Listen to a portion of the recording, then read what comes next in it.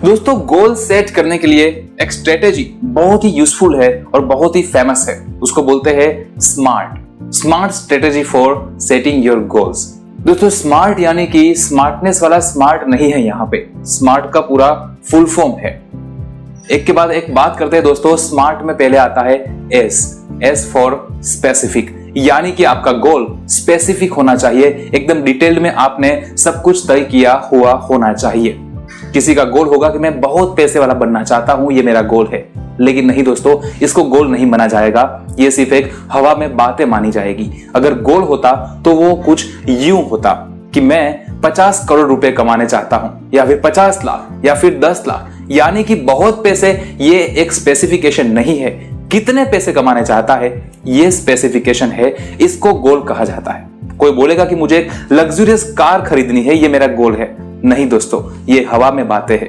Luxurious car खरीदनी है, लेकिन कौन सी कार, कितने रुपए वाली, कौन सा मॉडल, कौन सी कंपनी की कार, कौन सा कलर, वो सारी बातें उसको पता होनी चाहिए। एक क्रेजीनेस उसके पीछे होना चाहिए, यानी कि आपका गोल पूरा एकदम डिटेल में स्पेसिफिक होना चाहिए। अगर वो कोई स्टेटिस्टिकल डेटा के रिलेटेड है तो आपका जो आंकड़ा है वो परफेक्ट होना चाहिए कि मुझे इतना चाहिए या मुझे ये इतना करना है। ये होता है स्पेसिफिक दोस्तों। दूसरी बात करते हैं स्मार्ट में। दूसरा आता है एम यानी कि मेजरेबल।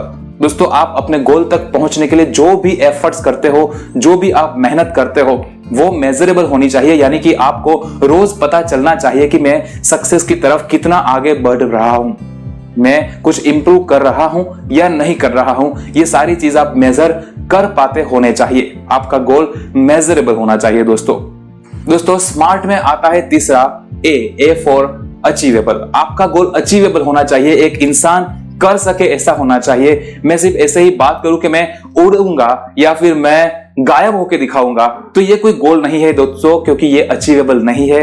ये एक इंसान कर सके ऐसी चीज नहीं है।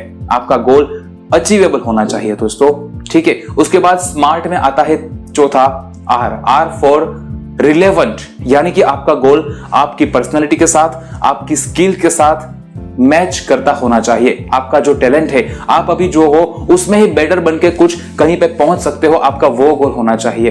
अगर मैं कॉमर्स स्टूडेंट होने के बाद मैं ऐसा सोचूं कि मैं एक साइंटिस्ट बनना चाहता हूं, तो ये रिलेवेंट नहीं है दोस्तों, ये मेरी फील्ड के रिलेटेड नहीं है।